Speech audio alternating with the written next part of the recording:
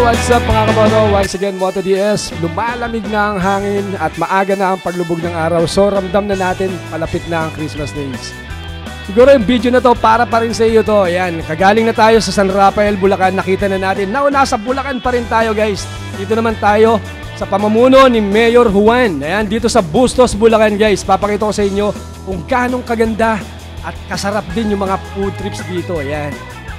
And also, kung nahagip ka ng aking camera, don't forget to like my page and also follow my page, also my YouTube channel, Moto DS Vlog. Yan, ang inyong lingkod. So, wala nang intro to. Simulan na natin. Let's go!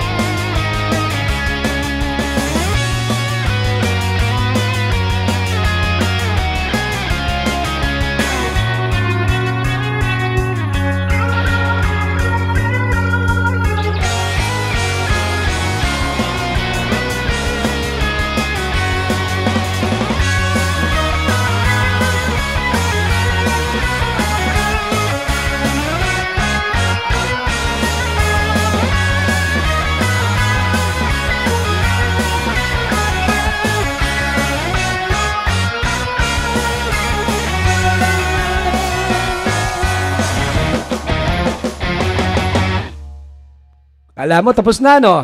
Di pa. So, papakilala ko sa inyo ang Minasa ng Bustos, Bulacan.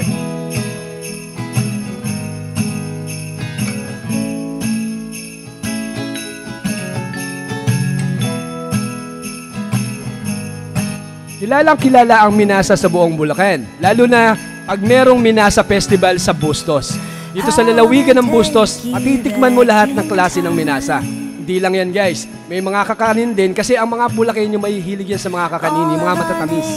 So tara, samahan nyo ako at libutin natin to at makikita nyo pa yung mga food trips dito guys.